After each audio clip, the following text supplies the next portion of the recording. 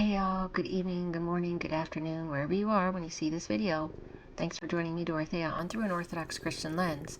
It is November 11th, 2025, and I'm going to be discussing persecutions. I'm going to be showing some information on that, and persecutions going on that globally, but we're going to be centering on a particular country, but it does happen globally, that are pretty much invisible to America. And so I'm going to start with this information here. The SBU reports a number of criminal cases opened against UOC clergy. That's the Ukrainian Orthodox Church. Since 2022, the Security Service of Ukraine has initiated 208 criminal proceedings against representatives of the Ukrainian Orthodox Church. Among the defendants are 27 senior church officials, metropolitans, and archbishops accused of collaborating with Russia. The agency claimed that the exposed clerics carried out tasks assigned by Russian intelligence services aimed at destabilizing the socio-political situation in Ukraine. To achieve this, the hierarch used religious communities to recruit believers into Russia's intelligence network, justify Russian war crimes, and call for the seizure of our state. So 78 representatives, according to the SBU, of the 78 representatives of the UOC have already been formally charged, and 40 clergy members have been sentenced to imprisonment.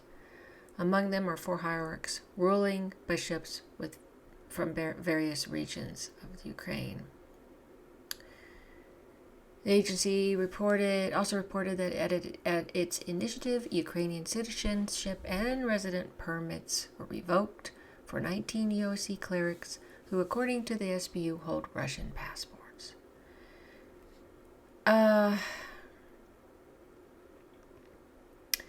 Now, earlier, the UOJ reported that during the annexation of Crimea, 98% of SBU officers became traitors.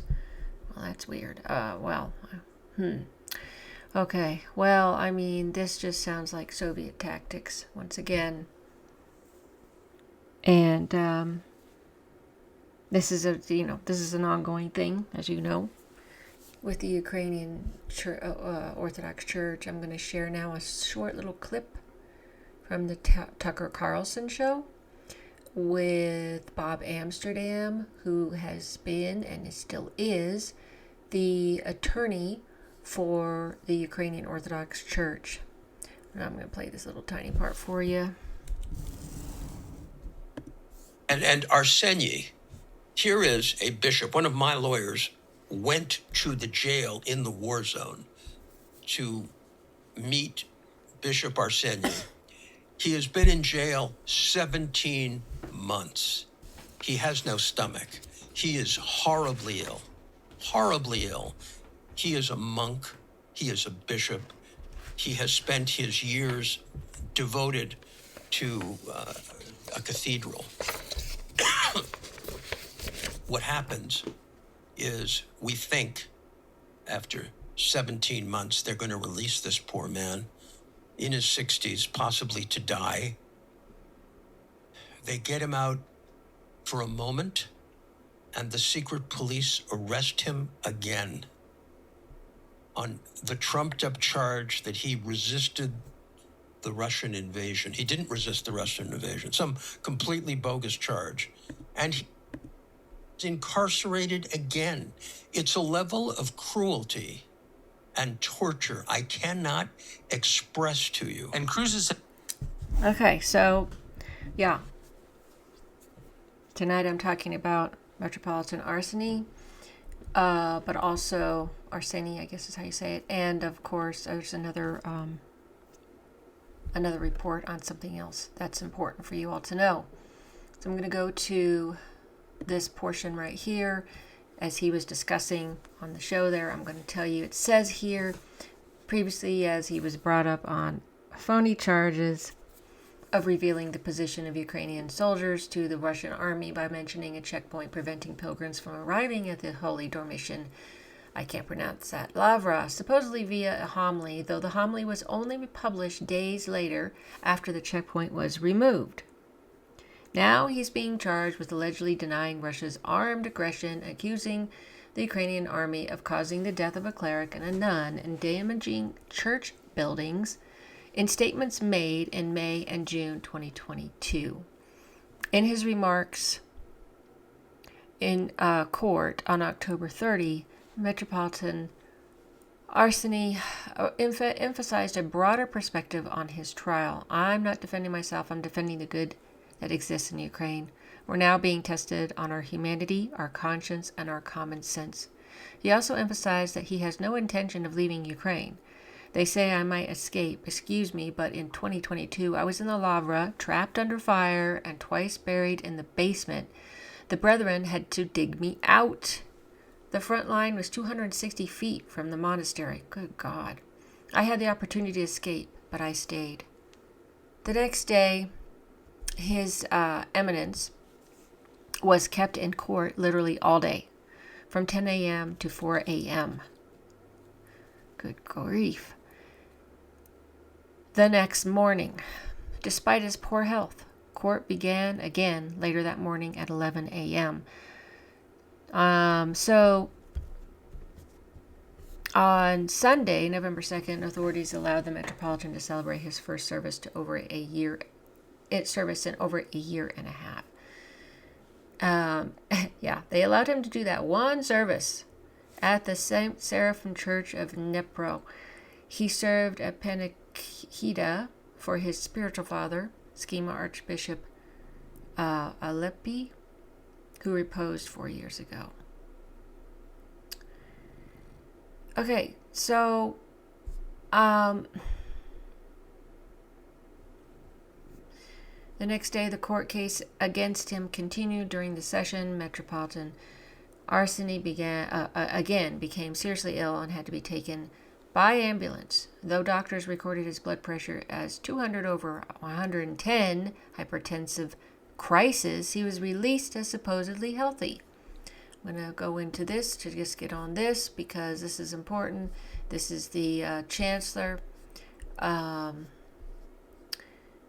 November 4th, the UOC Chancellor Metropolitan Antony addressed the faithful in a sermon urging them to pray especially for the health of Metropolitan Arseny I can't pronounce it. The day before, the court had extended the bishop's detention for 38 days. Humanly, we cannot find an explanation for why this is happening, why both the law and humanity, just normal human relations, are being disregarded, he said. According to him, the authorities are trying to break Metropolitan Arseny. We understand that, yes, physically, the health of Bishop Arseny can be determined, but his spirit cannot be broken. He is a deeply faithful person devoted to the will of God. Metropolitan Antony highlighted that Bishop Arseny did nothing illegal in his life, only worked for the benefit of the Church of Christ, and adorned the land with many churches that now grace Donbass. Drawing a historical parallel, the clergyman quoted ancient philosophers. Martyrdom, the blood of martyrs, is the seed of Christians. He recalled the persecutions in the first half of the 20th century when almost all bishops were murdered or imprisoned and exiled, but it was precisely the devotion to faith that helped the church to stand firm. The entire church is now looking at his strength, his courage, his weakened health, but it is precisely in such a state that the human spirit often grows manifold. So he urged the faithful to pray for Metropolitan Arseny, asking the Lord to grant him health, patience, and the courage to endure trials. And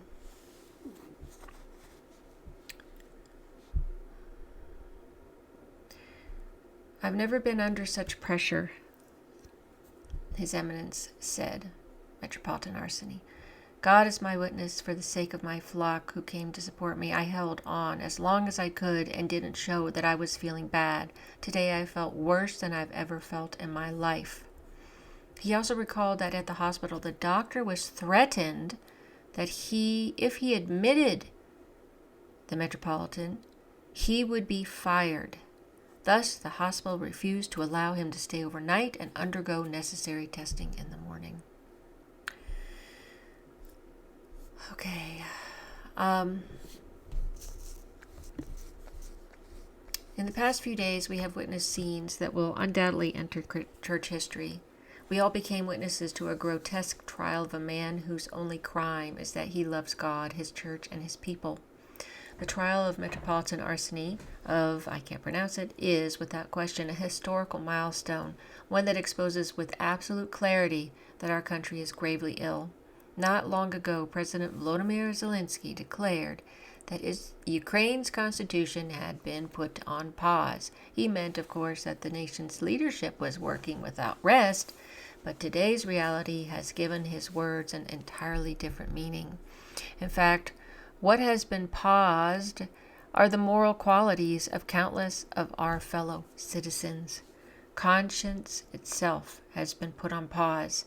How else can we explain the utterly inhumane treatment of Metropolitan Arseny that we have witnessed for a year and a half? Can anyone seriously claim that all this is merely the routine result of judicial procedure? No, it stems from that same moral paralysis afflicting prosecutors, judges, security agents, and all those who give them orders. We do not condemn these people, we pity them, for to live without conscience is like living without eyes, without the ability to see the light or to distinguish good from evil. But another question arises: why does God allow all this to happen? Why does the innocent suffer, and why does the Almighty not intervene? Let us try to answer this below. On November 3rd, the court ruled to place Metropolitan Arseny under arrest for 38 days. Pay attention to that moment. When the judge was reading the decision, beside her stood two young court employees who could not bring themselves to look into the eyes of the Metropolitan or the people behind him. These two women understood perfectly that what they were witnessing was administrative lawlessness, and they seemed to sense that before their eyes, not merely a man's fate, but the conscience of an entire society was being broken. Many think that all this is just another legal episode, another political show trial, another chapter in the endless struggle of the godless against the faithful. But for the church, this is a moment of truth, a moment when it is not enough to prove one's innocence before human justice, but also necessary to remain a Christian before God. To everything that has happened, Metropolitan Arseny responded simply: "We have remained with God and with a clear conscience. That is our greatest victory." Yes, to some his words seem too plain, not as strong as one might wish, but in this simple phrase, the hierarch expressed the very formula of Christian freedom. Outwardly, we may seem to lose, but inwardly, we are completely free. The Church knows this state well, for it appears whenever human logic collapses before the logic of God. Let us recall, on October 28, 2025, the authorities released the Metropolitan on bail and immediately arrested him again. On October 30, a new court process began to choose a preventative measure in the new case.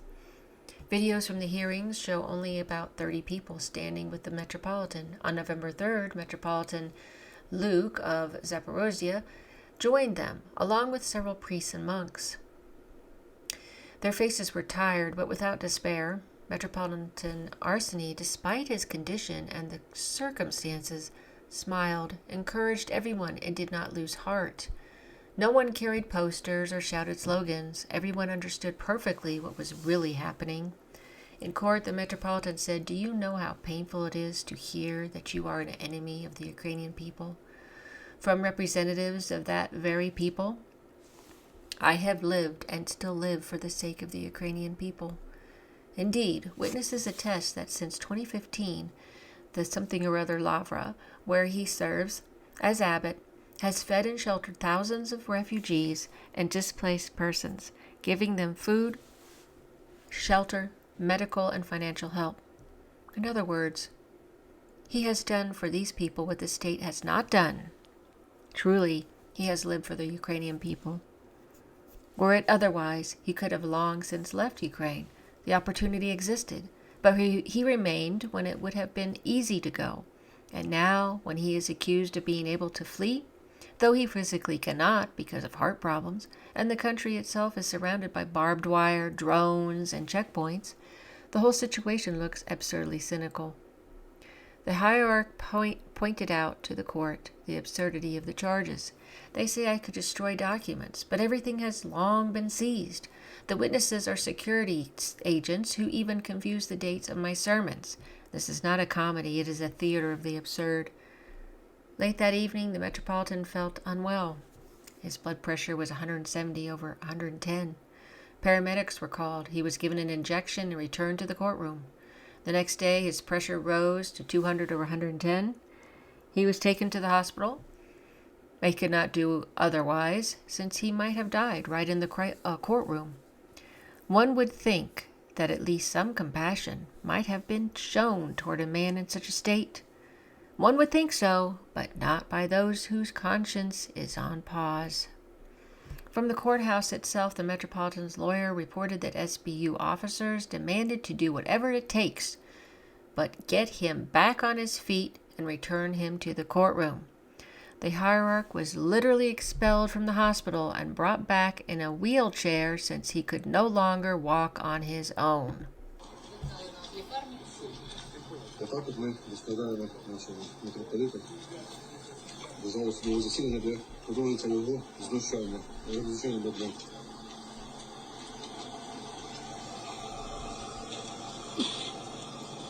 Робить дуже погано.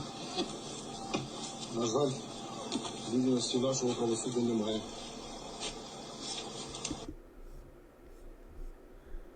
God is my witness. For the sake of my flock who came to support me, I endured as long as I could and tried not to show how bad I felt.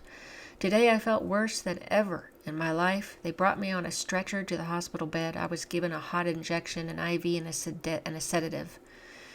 They took my details and said in the morning you'll do tests. But then someone told the doctor, if you admit him, you'll be fired. He ran down the corridor shouting, "Why do I need this?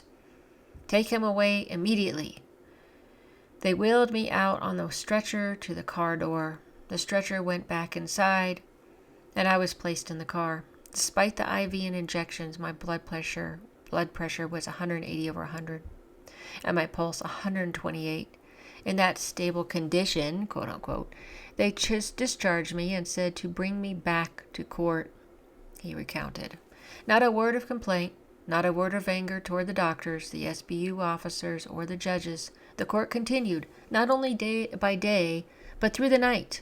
Metropolitan Arseny was defending not only his own honor, but our collective conscience. I am not defending myself, he said. I am defending the good that still exists in Ukraine. During the hearings, he sketched in a notebook a church, a monk, an angel, symbols of the truth that even if the body is in prison, the human spirit and faith remain free.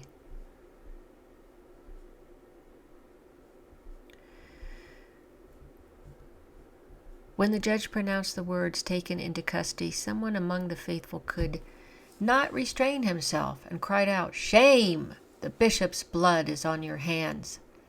But the Metropolitan remained calm. He thanked the people. He comforted those who should have been comforting him. And when the police approached to escort him, he looked at them kindly and said with a gentle smile, "Well then, let's go, lads." And others he gave a blessing. "God help you, lads."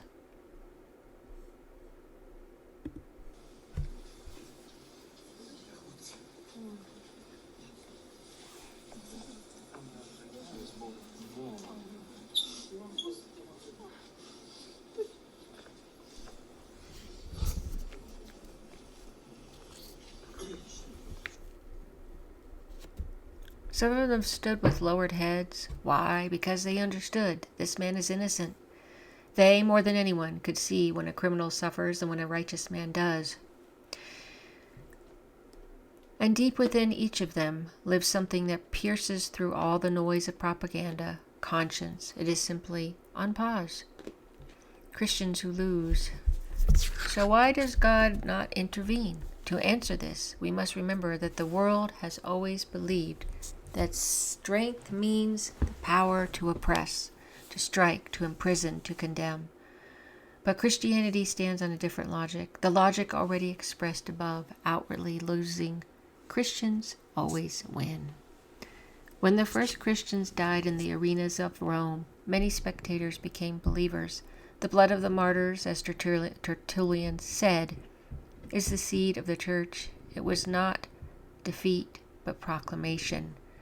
When the 40 martyrs of Sebaste stood naked in the frozen lake, one of the guards, seeing their steadfastness, removed his armor and joined them.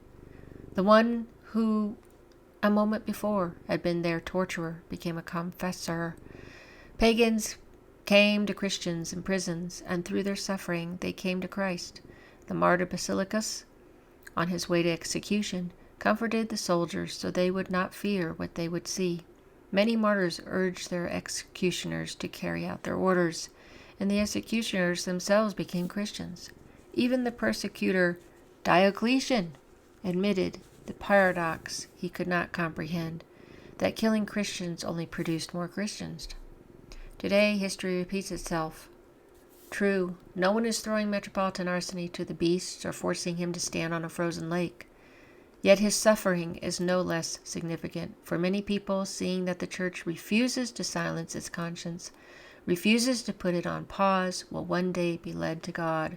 Perhaps one of them will be a policeman who lowered his eyes, perhaps the young clerk in the courtroom, perhaps the doctor from the ambulance, perhaps a cellmate. We do not know, but we do know this. Confession of faith does not always require blood, yet it always requires faith. Anyway, that was a very beautiful article, and it's just really touching, and it's very sad what's going on. So please pray for him and the church. And then one more story here is the Lavra. The court, Kiev court, to hear Lavra's contract termination case on November 13th. Don't forget that I told you in another video that they were trying to shut down the Ukrainian Orthodox Church, and this is part of the church, the main part, the Lavra. On November 13, 2025, the next session on the termination of the contract for the use of the lower Lavra will take place at the Northern Commercial Court of Kiev.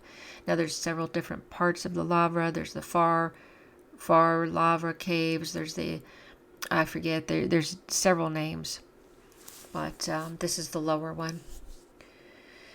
The hearing will begin at 10:30 at the address blah blah blah. The human rights defender asks believers for prayer support. One of the members of the panel of judges was challenged by the monastery's lawyers due to his biased position toward the Ukrainian Orthodox Church, during which the said judge recused himself. So, yeah, you have all these court hearings coming up. They keep throwing people in jail. I mean, it's just very much Soviet style on this.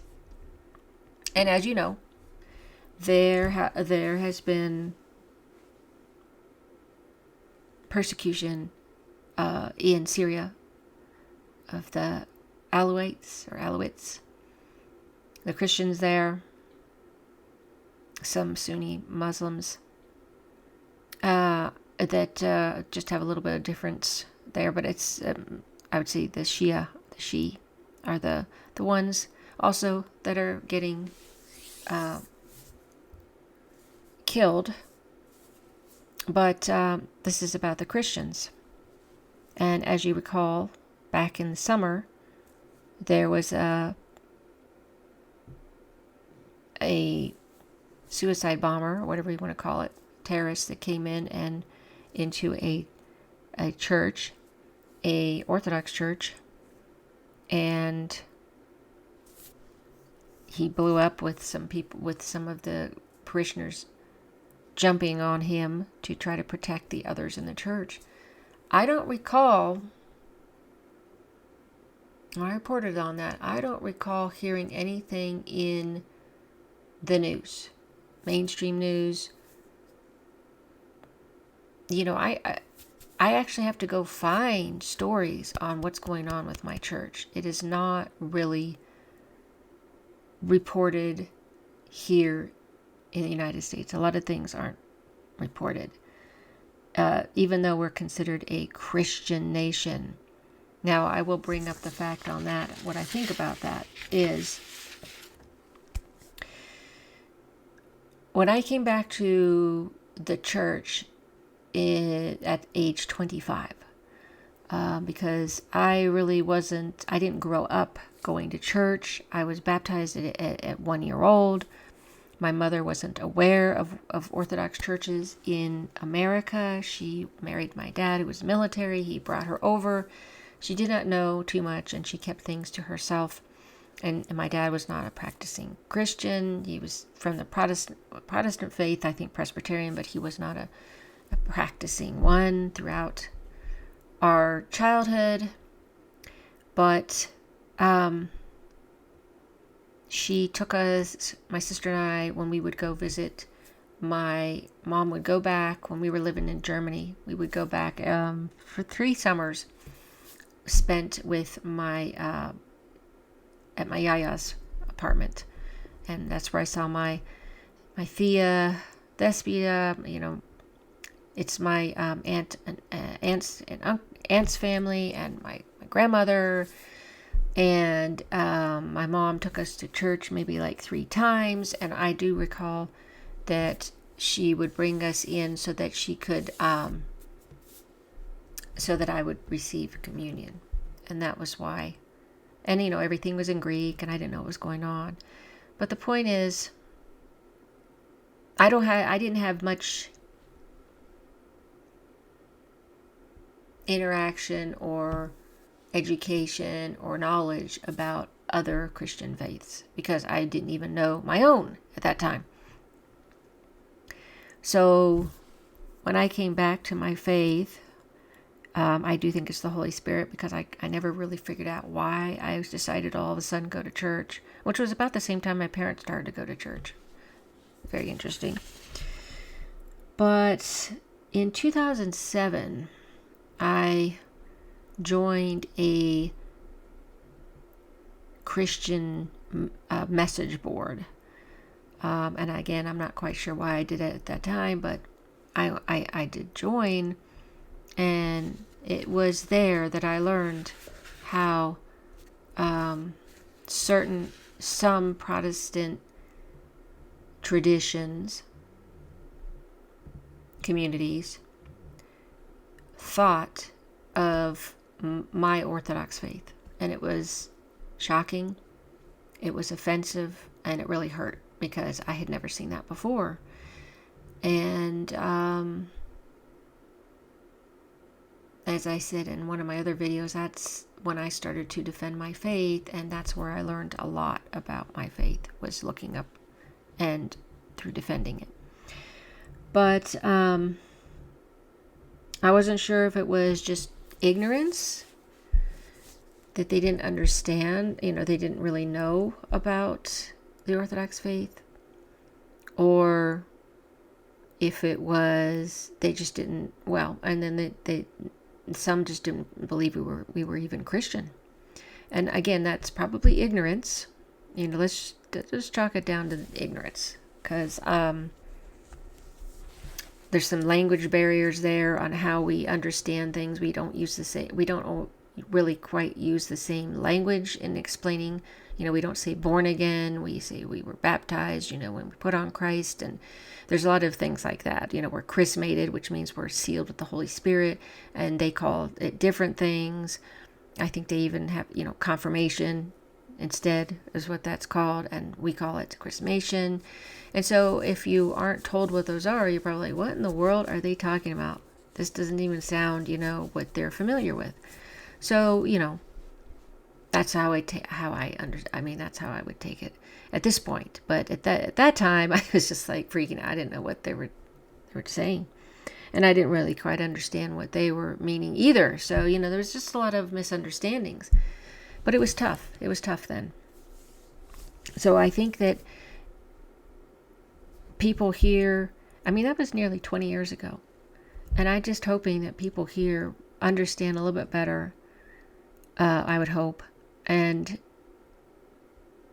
would be, I think if they, I'm hoping, if they knew all of these things happening in these countries, that they would be a little bit more compassionate and caring about this situation as fellow Christians. So this is what's going on right now. I hope that you can still, can pray for all this, because, this stuff continues.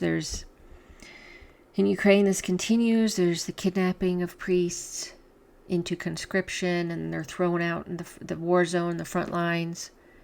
As you know, priests do not pick up arms and kill people. It's against the canons to do so. And then there's the churches and monasteries. Even recently, a couple of stories on that being seized, taken away. What they're trying to do is just totally eradicate, totally erase this church. The state is doing that. And, as they say, you try to get rid of Christians, all you do is get more Christians, because the gates of hell will not prevail against Christ's church. So, hopefully this was informative, and please, as I said, pray for the Ukrainian Orthodox Church and Metropolitan Arseny and all those others, just the whole church, all of them. They need it. Thanks so much for watching, for following my channel, for all your support. Until next time.